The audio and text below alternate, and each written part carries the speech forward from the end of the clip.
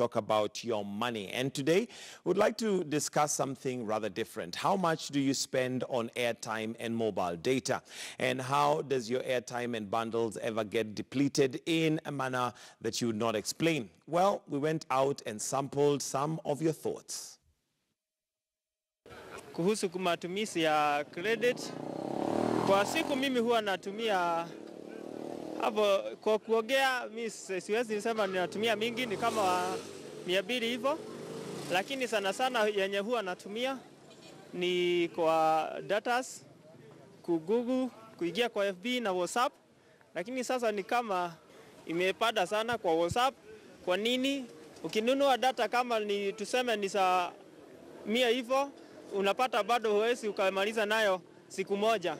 Sasa tumeshikwa sana, kama maisha imetulemea kiasi. Napoteza credit hivyo mistira, sijui kama ni kusubscribe sijui ama ni kampuni zingine zina advertise hizo vitu zinakata na subscribe sijui.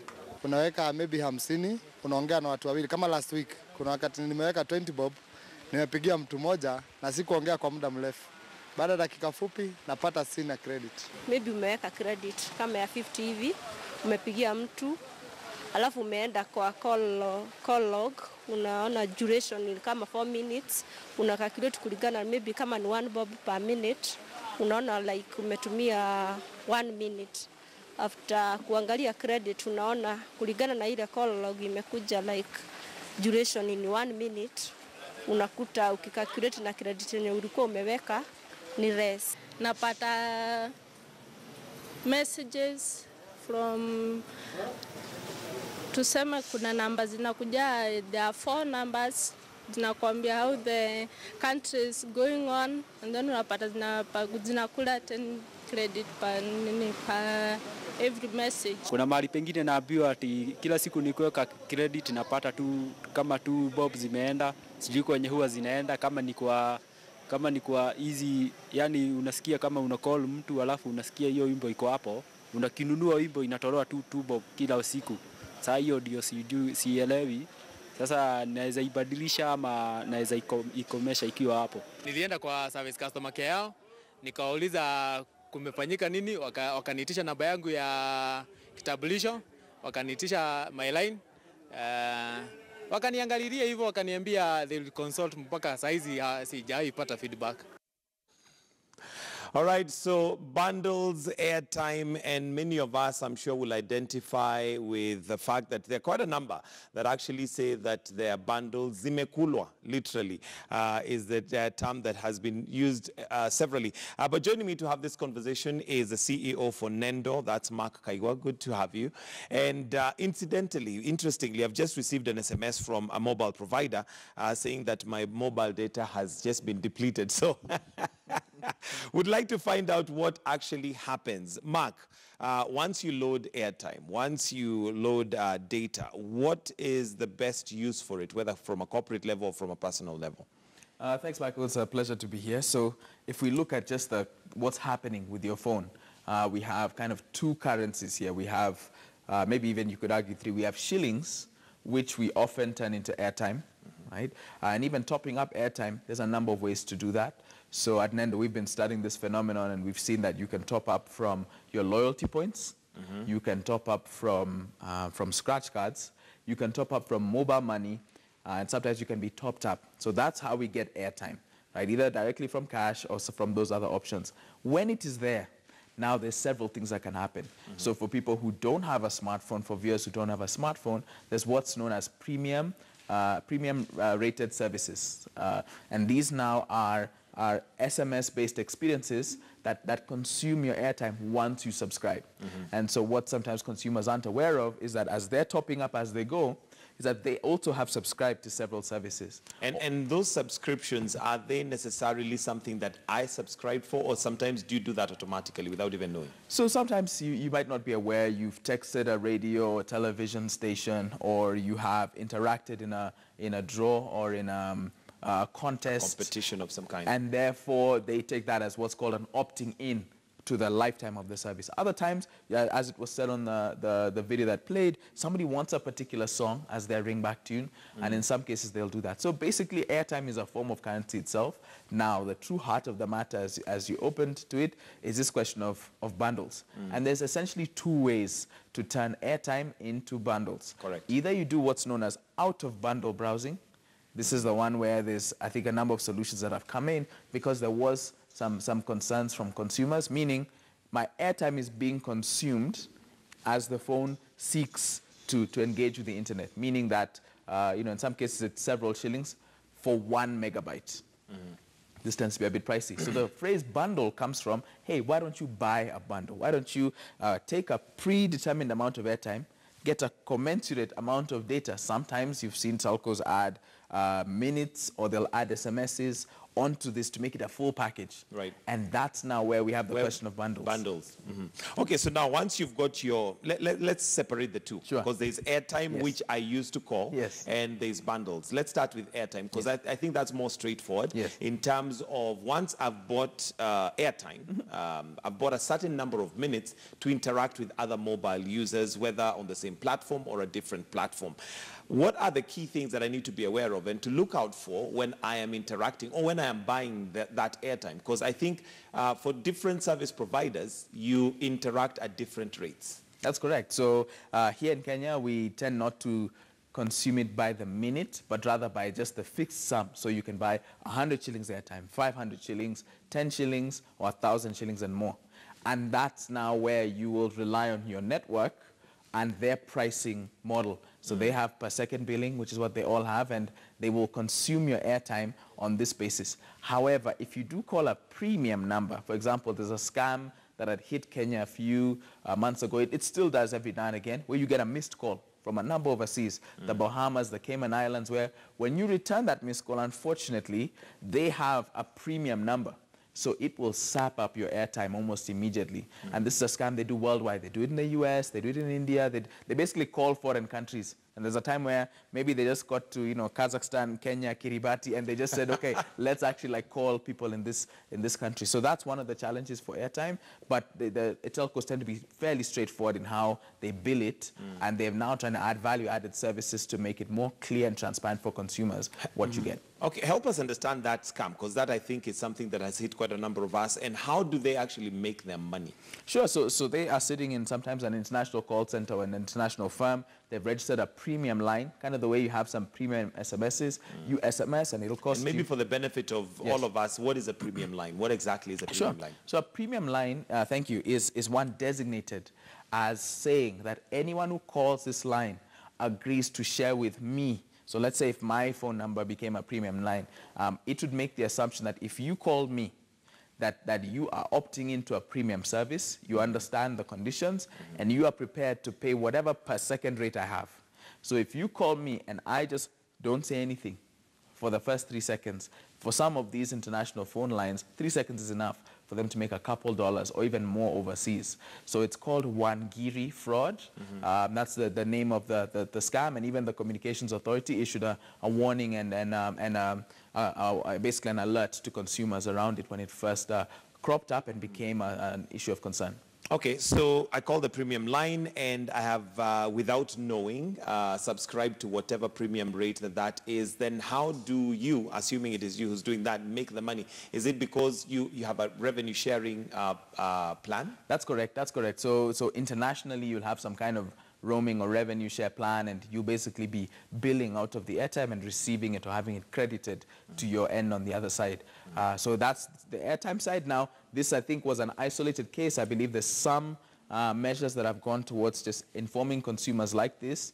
But I think that even just from what we saw in the video, the largest proportion of concerns tend to happen more on the data bundle side. Okay. And still on airtime, it's not just international numbers that do have that premium call. We also have local numbers that are premium. Correct. So you can have two kinds of numbers. You have what are called toll-free numbers. So in the US, you may have heard or seen these infomercials that say, call 1-800, 567, 567.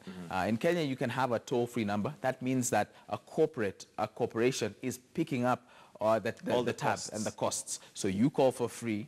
And so you have some specially designated numbers, emergency numbers. Then you have corporate lines that are toll-free. The opposite is true in that you can then set up a premium line. So I think an example of this, maybe from a few years back, is there were several game shows, many on popular TV networks, that would have, for example, behind the newscaster was often a young, very bubbly, expressive person, was a puzzle. And this happened at late at night. And the idea was that, okay, can you become a, like a, I don't know, a 20th caller or a 99th caller, or can you guess what the next number in the sequence is? Right. So they have a gaming mechanic that plays as you're watching, and your chance to win is what's engaging you to call, but it is, in some cases, a premium number. And that premium number, what you mean by that is that it takes what we'd call an extra amount of money than what your normal call would take. Fair enough, yes. So that's possible. There aren't as many that I can think of now, but thanks to this one Giri fraud overseas that affected Kenyans, you still have this concept of premium numbers, and Kenyans sometimes not fully being aware that by calling, I am opting in, as they say. They can't necessarily take your number and withdraw from you remotely. You need to opt in, but sometimes it's not entirely clear that sequence of events. Okay, and once I've opted in, sometimes it's not a one-off fee. Are there times where it's not a one-off fee, where they possibly will deduct money over a period of time? The only people who have that ability are people on the premium rate services side who have you subscribe. And sometimes it's not clear what a subscription looks like, but a subscription is taken to be you SMS'd me first. And therefore, and what we know now is that we have, you can buy a line that had a previous owner. And so it's sometimes possible that the previous owner had subscribed. And when this line comes live again, it may not be the case today, but certainly over the last 5, 6, 7 years, that you inherited the premium rates. Yes, right. And that's when they can take it on a recurring basis. But for the phone calls, you must call first. In Wangiri fraud, if you notice, they initiate a missed call to you. Right. But they're hoping you don't pick up, because they need you to be the one to call back. All right, and let's now talk about mobile data, because that's where I think the main thing is the loss of mobile data, and possibly we do have different mobile phone providers, and I think Kenya, to be fair, happens to be one of the most diverse when it comes to that. But where and how do I ensure that I'm getting maximum value for money when it comes to mobile data? Thanks, Michael. I think this has been a topic of concern for us, and I think as Nendo, as a digital insights company, we see the need for just consumer awareness. So we're working on a report that will be ready at the end of the month to just inform consumers about some of these areas in airtime, and most importantly, as you've said, in data. So if we break down some of what we're learning, it's that we've seen a rapid shift over the last decade. You have everything from your BlackBerry devices, which had, for example, a compression technique that compressed the internet at a ratio of 1 to 4. So they pre-negotiated rates at the telco. This is a very high-end phone for corporates. But what it allowed people to do is pay a fat fee. Here it was 1,000 shillings or 2,000. And they would get email, they would get WhatsApp and their messaging, and they would get internet access, all for one flat fee, and you could do about as much of it as you liked. You could not tether. Unlimited browsing and all that. Yeah. So it was a package. Now you had, of course, other basic phones, and at the time they had less of what I'll call a data appetite. So these are your Nokias, your early Motorolas, and so on. Fast forward to today, and most of the phones being sold on the market today are Android devices. And these Android devices are your Huawei's, your Infinix, Samsung. Techno, Samsung, and the like. Now, what's happening with those devices in the software is that they have an increased appetite for data. Let me give you an example. Any one of our viewers today who goes to pick up a new smartphone will likely find that from when it was shipped, if it's Techno or Infinix, it was shipped from Shenzhen in China. When it lands here, it needs to do an update, because between that time and now, they've changed a few things. Correct. And so your first opening or unboxing of this phone, within the first 48 hours, if you connect to the internet, it's going to try and say, we want the latest, most secure version, and we want to update all these dozen apps that were here. Now, that can be sometimes a bit of a concern for customers, but the idea here is that the phone is constantly checking one for these updates, and that can be anything from security to the operating system to the specific apps. And unless consumers go into the phone and tell it, I do not want to update on my mobile data. Or, as one of the telcos has, there's an actual package that allows you to capture these app and software updates. If you don't start there, sometimes consumers can feel unaware of where it's gone. And do this come as a default? Because once you've bought the phone, the assumption is you do the setup yourself and everything is set up. But are there some of those that come as a default such that it automatically, every so often, is looking for information in the background?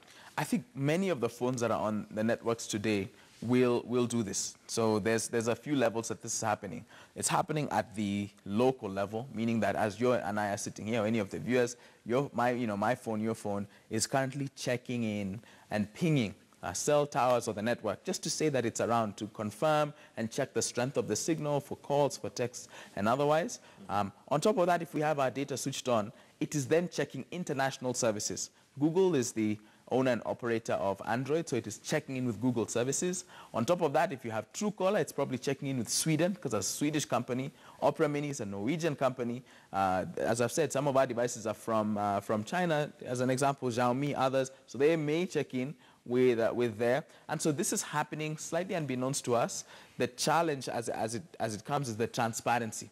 And I think for consumers, it's about turning certain settings on or installing certain apps to be able to control and maintain your data appetite or your data consumption. Is there a way of going to ground zero, as it were, if I can use that as a term, where you literally have the phone checking nothing, then start the process yourself, so that now you can check and say, okay, I need this to be doing this to be, because the danger with this is that it's doing so much in the background, I am not aware, but meanwhile, it's obviously using my bundles.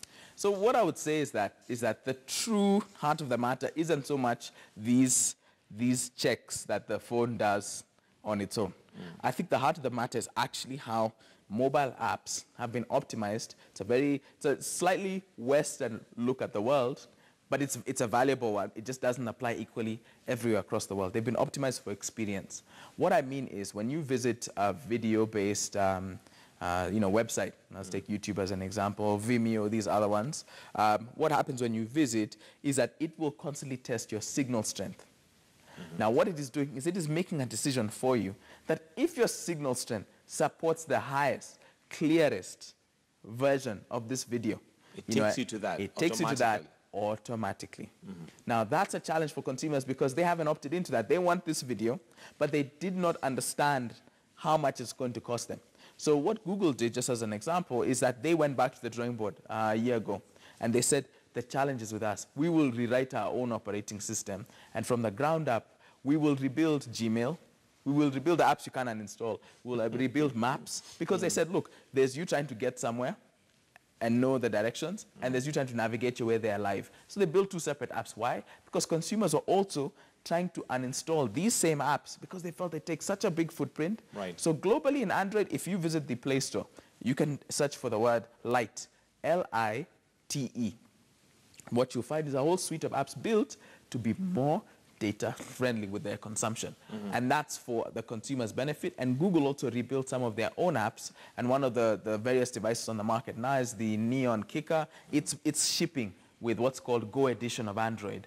And it's there to help you maintain. So for YouTube, as the final example, you can now choose. When you tap the video, it says, wait, what would you like to consume? Would you like it in 1 megabyte or 25 or 65? You choose. And once you use YouTube in this way compared to the regular app, you may find yourself in greater control of your consumption. Of your consumption. Two things before we wind up. Number one is the question of when I put off data on my phone, is there a way that it can still be working in the background just to ensure that, it's optimized? Number one. And number two, the question of when I'm on Wi-Fi and data. Are there times that data will be used when I'm still on Wi-Fi? But let's start first of all with the question of when I put off data, is it completely off? There was an interesting video that was doing the rounds, as they say, in WhatsApp a few months ago, and it was by a Fox News journalist in the US. He asked the same question, and he did an experiment where he basically removed the SIM card, turned the Wi-Fi off, put it on airplane mode, and then moved around with the device. Now, the first time he connected to the internet, they were tracing what the device would do. It had been collecting information all along, where he was and so on. So even the phone truly wasn't on the network, it still collects data in some minuscule way. Many of the services we use, because they are free, we trade our privacy and our data in return.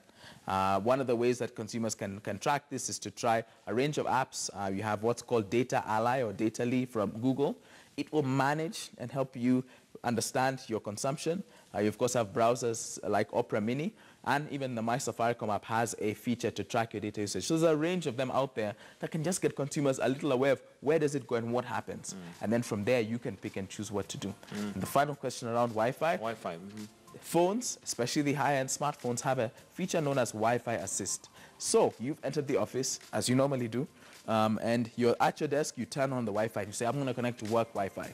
If Wi-Fi Assist is on your phone, it will choose for you without your consent, because it's assuming you want the best experience, that this Wi-Fi is weak.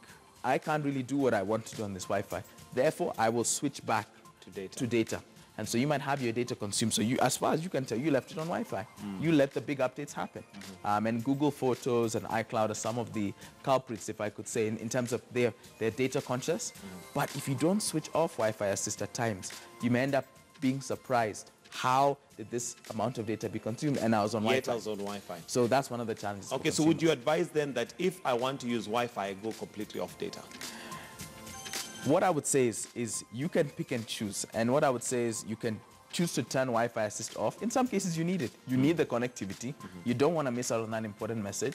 And you have a number of telcos, most notably you have Telkom, Safaricom, and Airtel now, who have free WhatsApp. So one of the key platforms that Kenyans use is now free in that Kenyans don't pick up the cost, as the viewer, the gentleman interviewed had said in the video. So that's one of the opportunities. But yes, if you turn off Wi-Fi Assist, you're likely at least to be more in control. It won't decide for you, you decide. All right, Mark Kaigo will have to wind up there because of time, but there's still so much out there in terms of technology. You say that there's a report you're working on at Nendo. When is this report going to be ready and how can we access it? So end of the month, it's going to be available at nendo.co.ke, and for our newsletter subscribers and others on the internet, on Twitter and elsewhere, we'll be making it publicly available. We're quite excited to share it because for us, it's a labor of love to just show the industry and the consumer and the media how does this work? Airtime, data bundles, and we're doing price comparison and just helping consumers get informed about what the buffet looks like. And then you can pick and choose how and where you eat your own. Thank you very much, Mark, for giving us that insight there. And remember, in case you've been concerned about your data and airtime consumption and how to maximize and ensure that you're in full control, then do look out for that report that is coming out at the end of the month. That website again, nendo.com.